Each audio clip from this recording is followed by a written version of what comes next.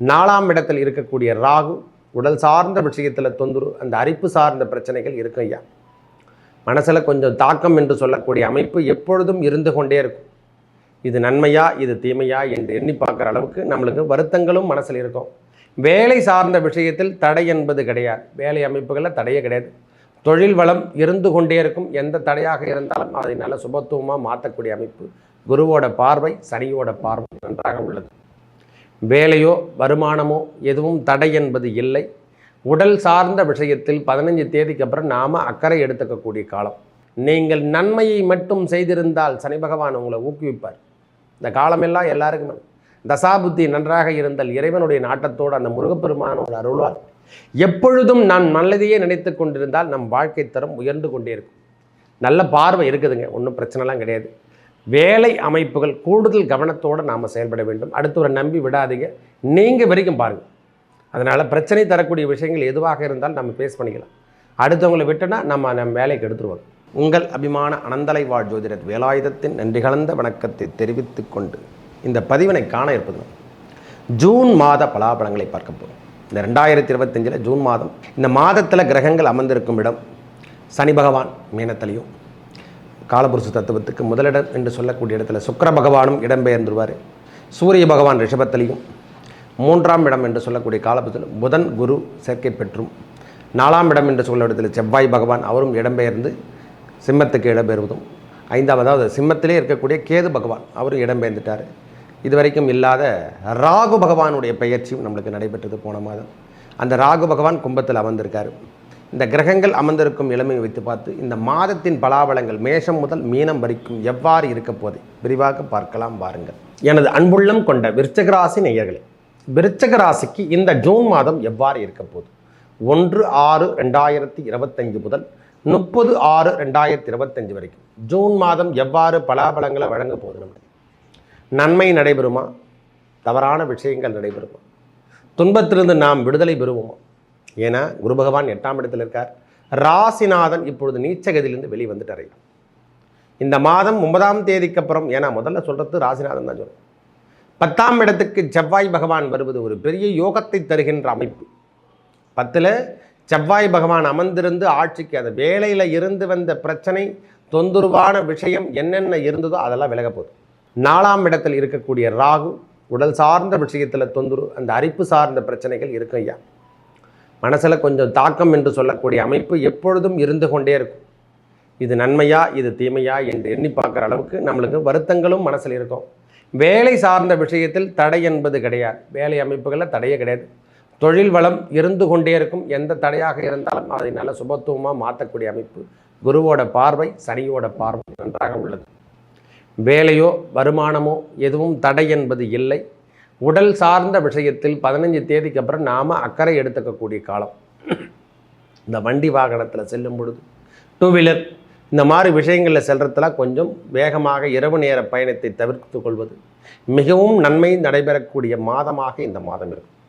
விருச்சகத்தை பொறுத்த வரைக்கும் வேலை அமைப்பிலோ 10ஆம் இடத்துல செவ்வாய் வருவதால் நம்ம ராசிநாதன் தான், வேறு யாரும் கிடையாது. அவர் நீச்சகதியிலிருந்து வெளியே வந்ததே உங்களுக்கு பிள்ளை சூனியம் செய்வினை கோளாறுகள் ஏதேனும் இருந்து அதிலிருந்து நீங்கள் விடுபட போகிறீங்க. துன்பத்திலிருந்து நீங்கள் விடுபட்டு ஆன்மீகம் சார்ந்த விஷயங்கள் மட்டுமே இனி முன்னெடுக்கும். நல்ல முன்னேற்றத்தை காணலாம். இந்த விற்பனை பண்ணுறவங்க, சேல்ஸிங், மார்க்கெட்டிங் மேனேஜர், ப்ரொமோஷனுக்காக காத்துட்ருக்கிறவங்களுக்கு இது ஒரு நன்மை நடைபெறக்கூடிய காலம். பொறுமையோடு இருங்க. உங்கள் வாழ்க்கை தரம் உயரக்கூடிய காலம் இனிதே ஆரம்பிக்கின்றது. பொறுமையாக தான் இருக்கணும். இந்த நேரத்தில் விருச்சிக ராசிக்காரங்க அனைவரும் பொறுமை தேவை. சுயநலம் இல்லாமல் தன்னல சேவையில் நீங்கள் இறங்கி வேலை செய்யுங்க, உங்களுக்கு நல்லது நடக்கும். சுக்கிர பகவான் நம்மளுக்கு இல்லறத்தில் தேவையான விஷயங்களோ, இல்லறத்தில் என்று சொல்லக்கூடிய அமைப்பு சுகமே இல்லாமல், சாமி நானும் கணவன் மனைவி உறவில் விரிசல்கள் ஏற்பட்டிருக்கையான்னு அவங்களுடைய உறவுகளில் இனி நல்ல சுபத்துவத்தை ஏற்படுத்தும். நல்ல முன்னேற்றத்தை காணக்கூடிய காலம் ஏற்படும். தன்னலமற்ற சேவையில் இருந்து நீங்கள் மாற போகிறீங்க. இப்போ தன்னல மக்களுக்கு கொடுக்கறதுக்கான வாய்ப்புகள் தேடி வரப்போகுது. செல்வங்களும் சேரும், அதில் எந்த தடையும் கிடையாது. 2ஆம் இடத்துல குரு பகவான் பார்க்குறதால வரவு இருந்து கொண்டே இருக்கும். செலவீனங்களும் இருந்து கொண்டிருக்கும். இந்த மாதம் ஓரளவுக்கு கட்டுக்குள் வருகின்ற மாதமாக இந்த மாதம் இருக்குது ஐயா. அதிகப்படியான பிரச்சனைகளிலிருந்து நீங்கள் விடுபடக்கூடிய காலம் என்று கூட சொல்லுவோம். ஒரே வார்த்தை சொல்லப்போனால் அதிகப்படியான பிரச்சனை, போன மாதம் இருந்து வந்த பிரச்சனை விட்டு விலகத்துக்கான அமைப்பாக இந்த மாதம் இருக்குது. சூழ்நிலை நன்றாக இருப்பதால் உங்களுக்கு எதுவும் தடை கிடையாது. வேலையில் நீங்கள் தேடாமல் இருந்தால் இனிமேல் உங்களை தேடி வருகின்ற வாய்ப்புகள் தேடி வரப்போகுது. ஐயா நான் ஐபிஎஸ் எழுத போகிறேன், ஐஏஎஸ் எழுத போகிறேன், எந்த தடையும் கிடையாது. நீங்கள் வேலைக்கு போகிறதுக்கான அமைப்புகள் கண்டிப்பாக உண்டு. சூரிய பகவானுடைய பார்வை 15ஆம் தேதி வரைக்கும் நேரடியாக படுவதால் தைரியம் இருக்கும், தன்னம்பிக்கை இருக்கும். வெளியூர் பயணங்கள் இருந்து கொண்டே இருக்கும். வேலைக்காக நம்ம வெளியூர் போகிறதுக்கான வாய்ப்புகள் தேடி வரும். புதிய நட்பு வட்டாரங்கள் தேடி வரத்துக்கான அமைப்பாக இந்த மாதம் இருக்கும் சார். உடல் சார்ந்த விஷயத்தில் இருந்து வந்த பிரச்சனை முழுவதும் விலகிறதுக்கான காலமாகும். நோயினுடைய எதனா இருந்தால் இந்த மாதம் சர்ஜரி பண்ணுறதுக்கான அமைப்புகள் தேடி வரத்துக்கான அமைப்பாக இருப்பது. ஏன்னா குரு, புதன், சூரியன் இவங்க 3 பேருமே 8ஆம் இடத்துல அமர போகிறாங்க 5 தேதிக்கு அப்புறம். அந்த உடல் சார்ந்த 8 என்று சொல்லக்கூடிய கழிவு பாதையான இருக்கட்டும், அடிவயிறு பிரச்சனையாகட்டும், அது நீங்கக்கூடிய காலம். இதெல்லாம் சுத்தப்படுத்தும். குரு பகவான் அங்கே வரும்பொழுதெல்லாம் சுத்தப்படுத்தி தான் செல்லுவார். எல்லாம் 8ல் குரு வந்துடுச்சு 8ல் குரு வந்துடுச்சுன்னு சொல்லிட்டு தேவையில்லாத விஷயத்தை எல்லாத்தையுமே புரட்டி போடுறாங்க. தவறு செய்தவருக்கு மட்டுமே தண்டனை. அதை முதல்ல தெரிஞ்சுக்கணும். தவறு பண்ணவங்களுக்கு தான் தண்டனை. தப்பே செய்யலைன்னா நீங்கள் ஏன் தண்டனை அனுப்பிக்கிறீங்க? சனி பகவான் நம்மளை பார்க்குறாருன்னா, அந்த சனி பகவான் பார்க்குறாருன்னா நீங்கள் தவறு செய்திருந்தால் மட்டும்தான் நாம் பயப்படணும்.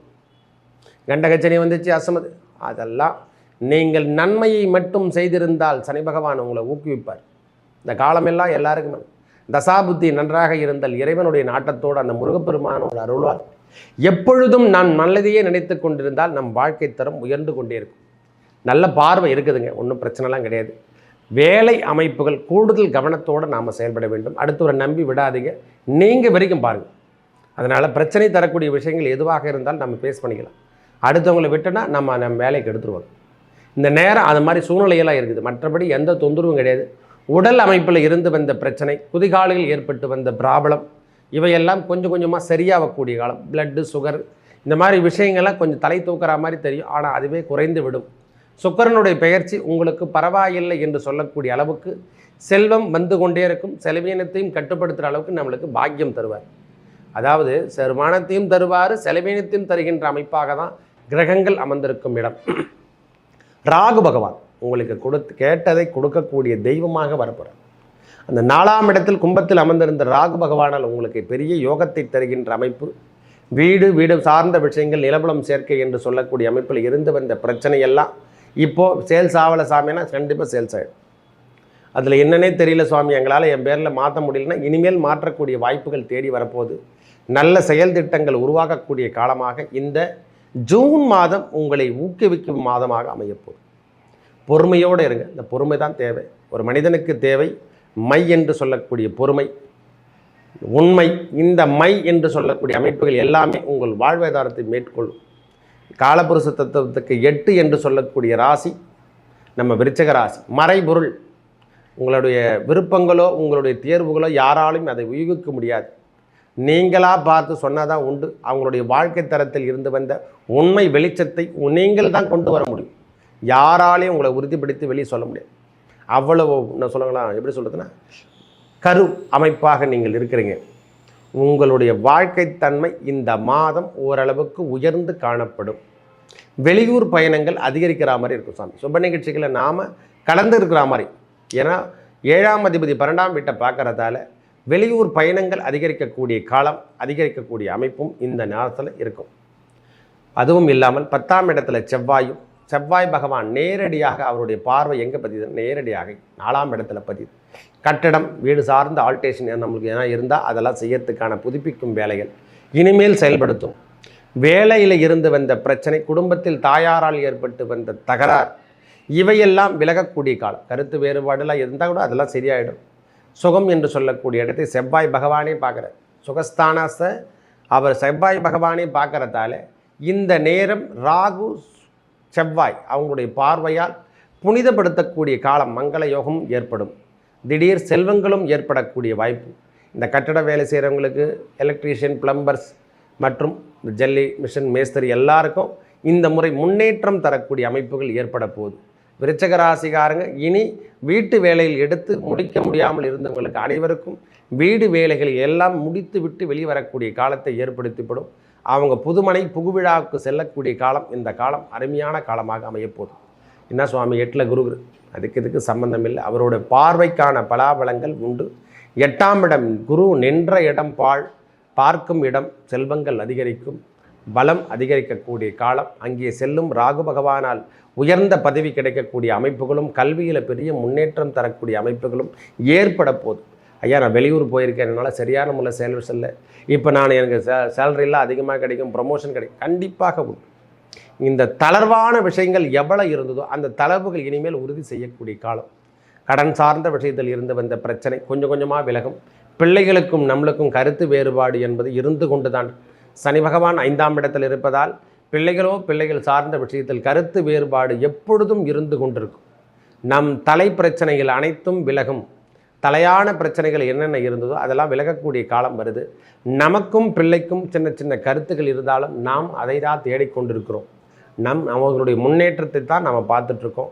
உண்மைக்கான அமைப்புகள் தேடி வரும். 9ஆம் மாதம் வரைக்கும் கொஞ்சம் பொறுத்து கொள்ளுங்கள். நம் வாழ்க்கையிலும் ஒளி வீசக்கூடிய காலம் வருது.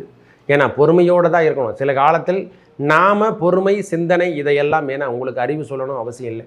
இறைவன் கொடுத்த பெரிய ப்ரெஸ்ஸிங் மைண்ட் எதிரான உங்களுக்கான அறிவே உங்களுடைய வாழ்வாதாரம். உங்கள் வாழ்க்கை உங்கள் கையில் என்று சொல்கிறோம். அது விருச்சிக ராசிக்காரங்க மட்டுமே பொருந்தும். காரணம், அவங்க 8ஆம் அதிபதி காலஸ்புருஷ தத்துவத்துக்கு 8 என்பதும் 8க்கும் அவரே தான் செவ்வாய் பகவான், அவரே தான் நம்மளுக்கு முதல் அதிபதி என்று சொல்லக்கூடிய அமைப்பாகவும் வரார். அவரே தான் 6ஆம் அதிபதியாகவும் வரார். நம்ம வாழ்க்கையில நல்லதும் கெட்டதும் நாம் தான் முடிவு செய்கிறோம். நீங்கள் நல்லா இருக்கிறதும் நீங்கள் நல்லா இருக்கார்த்தம் உங்களுடைய முடிவு தான். அதனால் காலம் உங்களுக்கு நன்மை நடைபெறக்கூடிய இடத்துக்கு வந்துடுச்சு. அந்த செவ்வாய் பகவானும் நீச்சகதியிலிருந்து வெளியே வந்துட்டார். குருவோடு சேரக்கூடிய புதனோடு சேரக்கூடிய சூரியன் இவங்களுடைய 8ஆம் இடத்துல இருந்து பெரிய ஆஃபரான காலத்தெல்லாம் கொடுக்க தான் போகிறார். மறைமுக வருமானத்தை தருகின்ற அமைப்பு இந்த நேரத்தில் கிடைக்கும். சில பேருக்கு ஜாக்பாட்டும் கிடைக்கிறதுக்கான அமைப்புகள் உருவாகும். அரசு தரப்பில் உத்தியோகம் கிடைக்கிறதுக்கான வாய்ப்புகள் தேடி வரும். சில பேருக்கு அரசாங்க உத்தியோகம் கிடைக்கிறதுக்கான வாய்ப்பு, பேங்க் உத்தியோகம், இந்த மாதிரி விஷயங்கள், ஆடிட்டிங் ஒர்க்கு, தேவையில்லாத விஷயத்தில் தலையீடு, அதாவது மறைமுக வருமானம் அதிகரிக்கக்கூடிய காலம் என்று கூட சொல்லலாம். ஒரே வார்த்தை சொல்லப்போனால் மறைமுகமான வருமானங்கள் இருந்து கொண்டே இருக்கும். விருச்சிக ராசிக்கு மறைமுக வருமானம் உயர்ந்து கொண்டு காணக்கூடிய காலமாக இந்த ஜூன் மாதம் முழுவதும் காணப்படும். அதற்கேற்றாற்போல் செலவினத்தையும் தருகின்ற மாதமாக இந்த மாதம் வீட்டுக்கு தேவையான உபகரணங்களை வாங்கிறது, இல்லை டூல்ஸ் வாங்கிறது, ஆஃபீஸை மெயின்டைன் பண்ணி அதை வேறு ஷிஃப்டிங் பண்ணுறது, இந்த மாதிரி விஷயங்கள் அனைத்தும் பெரிய முன்னேற்றம் தரவல்லதாகவும் இருக்கும். இந்த மாதம் கடன் தொந்தரவு, சின்ன சின்ன தொந்தரவுகள் இருந்தால் அதிலிருந்து நீங்கள் விடுபடுறதுக்கான அமைப்பாக இந்த மாதம் கடந்த பிறகு எல்லாம் உங்கள் முன்னேற்றம் தருகின்ற மாதமாக அமையப்போகுது. செவ்வாய் பகவான் அங்கே தான் இருப்பார், 10ஆம் இடத்திலே இருப்பதால் வேலை அமைப்புகள் நன்றாக இருக்கும். இந்த காவல் பணி என்று சொல்லக்கூடிய அமைப்பில் இருக்கிறவங்களுக்கெல்லாம் இந்த முறை அரசாங்க பதவி கிடைக்கிறதுக்கான வாய்ப்புகள் தேடி வரப்போகுது. முன்னேற்றம் சார்ந்த விஷயங்கள், அரசாங்க தரப்பு உத்தியோகம், அரசு தரப்பில் இருக்கக்கூடிய நிகழ்ச்சிகள், இல்லை அரசு வேலையில் ஏற்படக்கூடிய தடைகள் அனைத்தும் விலகும். ப்ரமோஷன் வெயிட் பண்ணுங்கள், கொஞ்சம் போட்டு தான் ஆகணும். இந்த காலம் இனிதான காலங்கள் கிடையாது. பொறுமையுடன் செயல்பட வேண்டிய காலமாகவும் இந்த காலம் இருக்குது. விருச்சகத்தை பொறுத்த வரைக்கும் இந்த ஜூன் மாதம் நல்ல முன்னேற்றத்தையும் தருகின்ற மாதமாக அமையும்.